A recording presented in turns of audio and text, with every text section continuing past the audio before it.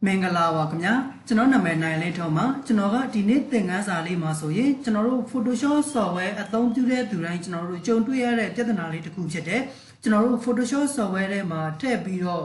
့အသုံးပြုလို့မရတဲ့ဓာတ်ပုံတွေပေါ့နော်အထူးသဖြင့်ကျွန်တော်တို့ Photoshop software ထဲမှာဖွင့်လိုက်လို့ဆိုရင်ကျွန်တော်တို့ပုံကဖွင့်မရတဲ့ပြဿနာမျိုးတွေကိုကျွန်တော်တို့ Photoshop software အသုံးပြုတဲ့သူတိုင်းကျွန်တော်တို့ကြုံဘူးမှာ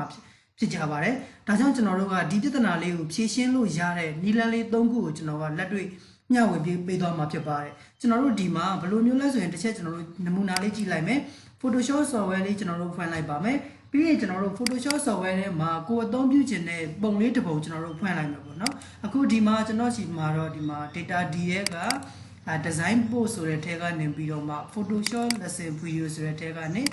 Photoshop accessory image ပေါ့နော် design တွေကနေပြီးတော့ကျွန်တော်တို့ဒီမှာပုံလေးနမူနာအနေနဲ့ကျွန်တော်ဖွင့်ပြပေးပါမယ်အခုဒီမှာဘောလုံးသမားလေးကိုဖမ်းနေတဲ့ပုံလေးပေါ့နော်ဒီပုံလေးကိုကျွန်တော်က Photoshop ထဲမှာပြန်ပြီးတော့ edit ပြုလုပ်ချင်တာဖြစ်တဲ့အတွက်ဒီပုံလေးကိုကျွန်တော်ဖွင့်လိုက်မယ်ဖွင့်ဖို့ရအတွက်သူ့ကိုဆက်လက်ပေးထားတယ် open ဆိုပြီးတော့ဖွင့်လိုက်တဲ့အခါမှာကျွန်တော်တို့ပုံကပွင့်မလာပဲနဲ့ကျွန်တော်တို့အခုလိုမျိုးကျွန်တော်တို့ error box လေးကြာလာတယ်ပေါ့နော် error box ကိုကြာလာတဲ့အခါမှာသူ့ရဲ့စာလေးကိုဖတ်ကြည့်လိုက်လို့ဆိုရင်ကျွန်တော်တို့ဒီမှာ cannot complete your request ပေါ့နော် because of program fuzzy the jpeg data ပေါ့သူကဒါကကျွန်တော်တို့ဒီဘယ်လိုမျိုးသဘောမျိုးကိုပြောရလဲဆိုရင်ကျွန်တော်တို့ Photoshop software ထဲမှာပုံတွေကိုဖွင့်ချင်လို့ဆိုရင်ပေါ့ JPEG format ဒါမှမဟုတ် PNG format ကျွန်တော်တို့ဖြစ်နေမှဖွင့်လို့ရမယ်ဆိုတဲ့သဘောမျိုးကိုသူကပြောထားတာဖြစ်တယ်အဲ့တော့ကျွန်တော်တို့အခုလက်ရှိဖွင့်လိုက်တဲ့ပုံကဒါ PNG format JPEG format မဟုတ်လို့ပေါ့နော်ဓာတ်ပုံ format တွေမဟုတ်တဲ့အတွက်ကျွန်တော်တို့ကဖွင့်ပြီးတော့အသုံးပြုလို့မရတာဖြစ်တယ်ဒါကိုကျွန်တော်တို့က Photoshop ထဲမှာပြန်ပြီးတော့ edit ပြုလုပ်ဖို့ရာအတွက်ဖွင့်ပြီးတော့မှပုံမှန်အတိုင်းပဲအသုံးပြုလို့ရဖို့ရာအတွက်ဆိုရင်ကျွန်တော်တို့ကအဲ့ဒီပုံကိုဘာလုပ်ပေးရမလဲဆိုရင်ဓာတ်ပုံ format တွေဖြစ်တဲ့ကျွန်တော်တို့ဒီ JPEG format PNG format တွေကိုကျွန်တော်တို့ပြောင်းပေးဖို့လိုတယ်ပြောင်းတဲ့အခါမှာကျွန်တော်တို့ကပြောင်းလို့ရတဲ့နည်းလမ်းတွေအများကြီးပဲရှိတယ်ဒီထဲကမှကျွန်တော်တို့ကအလွယ်ကူဆုံးပြုလုပ်လို့ရမယ်နီလန်လေး၃ခုကိုကျွန်တော်ကလက်တွေ့မျှဝေပေးသွားမှာဖြစ်ပါတယ်ဒီပြဿနာလေးကဒါ Photoshop အသုံးပြုတဲ့သူတိုင်းကျွန်တော်တို့ကြုံတွေ့ဘူးတဲ့ပြဿနာလေးတစ်ခုပါเนาะဒါလေးကကျွန်တော်တို့ဒီသင်ခန်းစာလေးကအရန်ကိုအကျိုးရှိမယ်လို့ထင်တယ်အခုဒါဆိုရင်ကျွန်တော်တို့နံပါတ်1နီလန်လေးကိုကျွန်တော်တို့စပြီးတော့လေ့လာလိုက်မယ်နံပါတ်1နီလန်လေးကကျွန်တော်တို့ဖွင့်လို့မရတဲ့ဓာတ်ပုံတွေကိုဘယ်ကနေပြီးတော့ကျွန်တော်တို့ဒီဓာတ်ပုံ format အနေနဲ့ပြန်ပြီးတော့ပြောင်းလို့ရလဲဆိုရင်ကျွန်တော်တို့ search bar မှာကျွန်တော်တို့ paint ဆိုတဲ့ software လေးကိုကျွန်တော်တို့ရှာပြီးတော့ဖွင့်ပါမယ်ဒါကြောင့် search bar လေးမှာကျွန်တော်တို့ PAND paint ဆိုပြီးရိုက်လိုက်ပါမယ် paint ဆိုတဲ့ software လေးပွင့်လာပြီဆို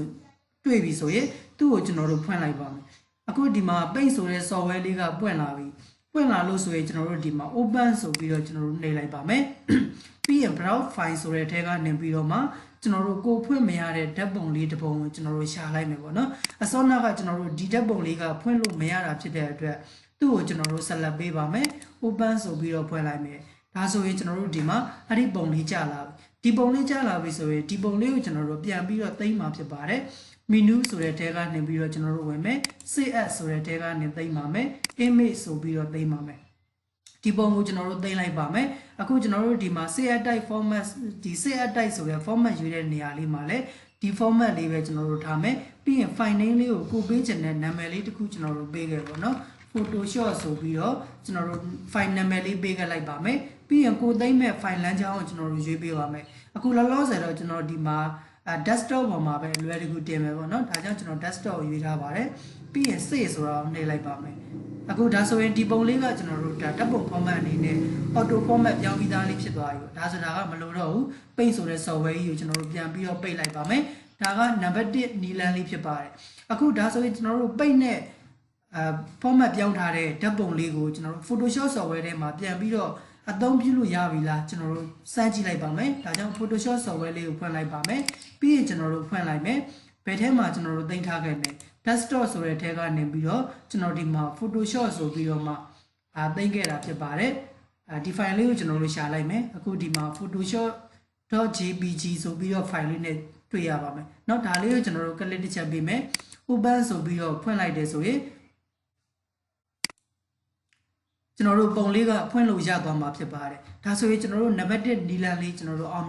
မြင်သွားပြီပေါ့နော်ဒီရဲ့နီလန်လေးနဲ့လည်းကျွန်တော်တို့ဖွင့်လို့မရတဲ့ဓာတ်ပုံတွေကိုအသုံးပြုလို့ရပါတယ်ဒါကကျွန်တော်တို့နံပါတ်1နီလန်လေးဖြစ်ပါတယ်အခုဒါဆိုရင်ကျွန်တော်တို့ဒီပုံလေးကိုပြန်ပြီးတော့ပိတ်လိုက်ပါမယ်နံပါတ်2နီလန်လေးကိုလေ့လာကြည့်ပါမယ် နောက်တစ်ချက်နံပါတ်1နီလန်လေးကကျွန်တော်တို့ဘယ်ကနေပြီးတော့ပြုလုပ်လို့ရလဲဆိုရင်ကျွန်တော်တို့ကိုယ့်ရဲ့ကွန်ပျူတာထဲမှာ format factory ဆိုတဲ့ software လေးကျွန်တော်တို့ format ပြောင်းလို့ရတဲ့ software လေးထည့်သွင်းထားတယ်ဆိုရင်ကျွန်တော်တို့ဒီရဲ့ format factory ဆိုတဲ့ software လေးနဲ့လည်းကျွန်တော်တို့ဓာတ်ပုံတွေကိုအလွယ်တကူပြောင်းလို့ရပါတယ်ဒါကြောင့်ကျွန်တော်တို့ format factory ဆိုတဲ့ software လေ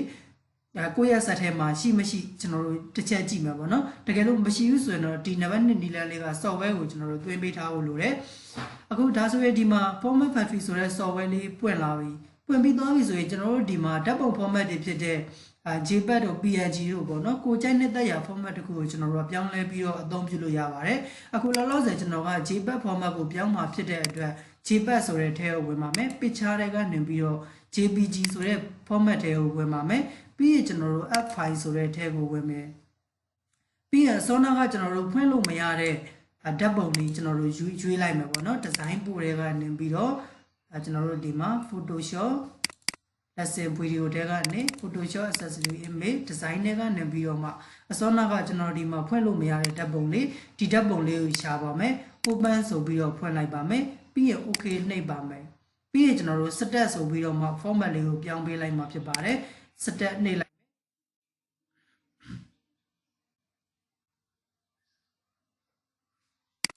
ကျွန်တော်တို့ဒီမှာ complete ဖြစ်သွားပါပြီเนาะ complete ဖြစ်သွားလို့ဆိုရင်ကျွန်တော်တို့ဒီရဲ့ပြောင်းထားတဲ့ format ဓာတ်ပုံလေးကဘယ်ထဲမှာရောက်နေလဲကျွန်တော်တို့ output folder ဆိုတဲ့ထဲမှာကျွန်တော်တို့ဝင်ပြီးတော့ကြည့်လို့ရတယ်သူ့ကိုကျွန်တော်တို့ဝင်လိုက်လို့ဆိုရင်ကျွန်တော်တို့ပြောင်းထားတဲ့ဓာတ်ပုံလေးကဒီမှာ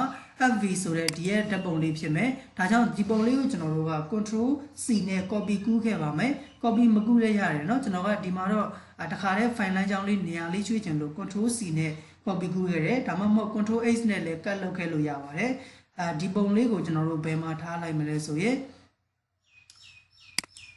tutorial ဆိုတဲ့ဒီထဲမှာထားလိုက်เนาะကိုဖွင့်လို့လွယ်မဲ့နေရာလေးမှာထားလိုက်ပါမယ် control V နဲ့ပေးချလိုက်ပါမယ်အခုဒါဆိုရင်ဒီပုံလေးကျွန်တော်တို့ရလာပြီပေါ့ဒီပုံလေးကလည်းကျွန်တော်တို့ Photoshop software ထဲမှာပြန်ပြီးတော့ဖွင့်လို့ရပြီလားကျွန်တော်တို့စမ်းကြည့်ပါမယ်ဒါလေးတွေပိတ်လိုက်မယ် format factory software လေးပိတ်လိုက်ပါတော့မယ်အခုဒါဆိုရင်ကျွန်တော်တို့ Photoshop software လေးကိုပြန်ပြီးတော့ဖွင့်လိုက်မယ်ဖွင့်ပြီးသွားပြီဆိုရင်ကျွန်တော်တို့ Photoshop software ထဲမှာအစောနာကဓာတ်ပုံလေးကျွန်တော်တို့ရှာပြီးတော့ဖွင့်လိုက်ပါမယ် tutorial တွေကနေပြီးတော့ကျွန်တော်တို့ဒီမှာ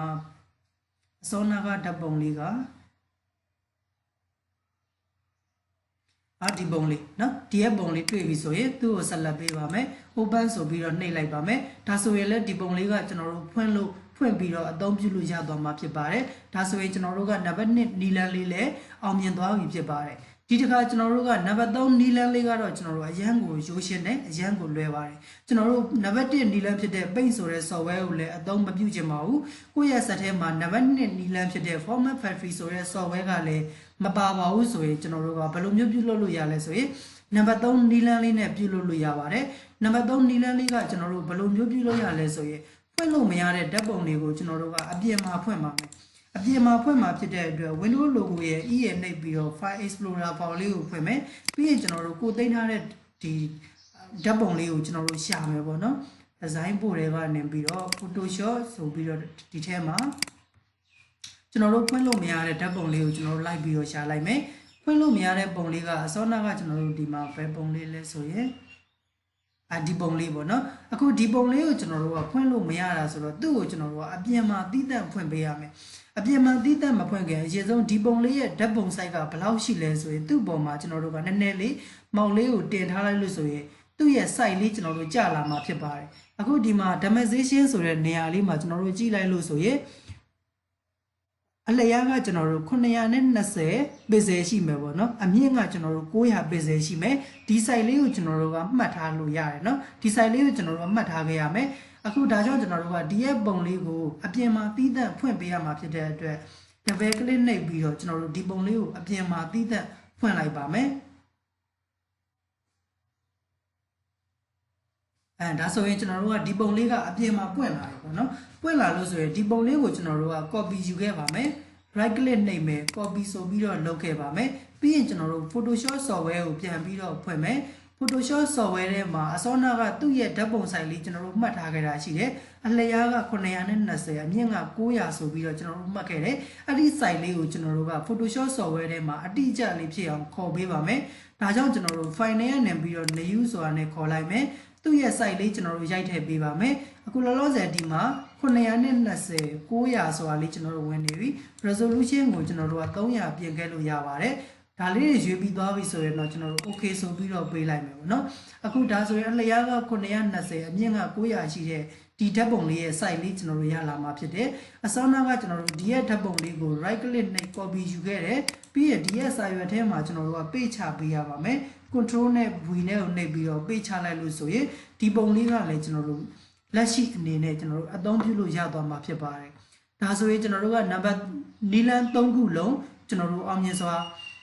ပြည့်မြောက်သွားပြီဖြစ်ပါတယ်ဒီရဲ့နီလန်3ခုတည်းကမှကိုအဆင်ပြေတဲ့နီလန်တစ်ခုနဲ့ပြန်ပြီးတော့အသုံးပြုလို့ရပါတယ်နော် Photoshop အသုံးပြုတဲ့သူတိုင်းဒီရဲ့ပြဿနာလေးကကြုံတွေ့နေကြဖြစ်တဲ့အတွက်ဒီသင်ခန်းစာလေးကအရန်ကိုအကျိုးရှိမယ်လို့ထင်ပါတယ်ဒီနီလန်လေး3ခုတည်းကမှ Photoshop software ထဲမှာဖွင့်မရတဲ့ဓာတ်ပုံတွေဆိုရင်ဒီနီလန်3ခုတည်းကနေပြီးတော့အဆင်ပြေတဲ့နီလန်တစ်ခုနဲ့ပြန်ပြီးတော့ပြုလုပ်လို့ရပါတယ်အခုဒါဆိုရင်တော့ကျွန်တော်ကဒီသင်ခန်းစာလေးကိုဒီမှာပဲရှင်းထားလိုက်ပါမယ်တကယ်လို့ကိုယ့်အတွက်အကျိုးရှိရဆိုရင်လည်းဒီသင်ခန်းစာရဲ့ comment လေးမှာ DONE done ဆိုပြီးတော့မှရေးခဲ့ပေးပါဦးခင်ဗျာမိတ်ဆွေတို့အတွက်အကျိုးရှိမယ်လို့ပြောလဲပါတယ်အခုဒါဆိုရင်တော့ကျွန်တော်ဒီသင်ခန်းစာလေးကိုဒီမှာပဲရှင်းထားလိုက်ပါမယ်ခင်ဗျာ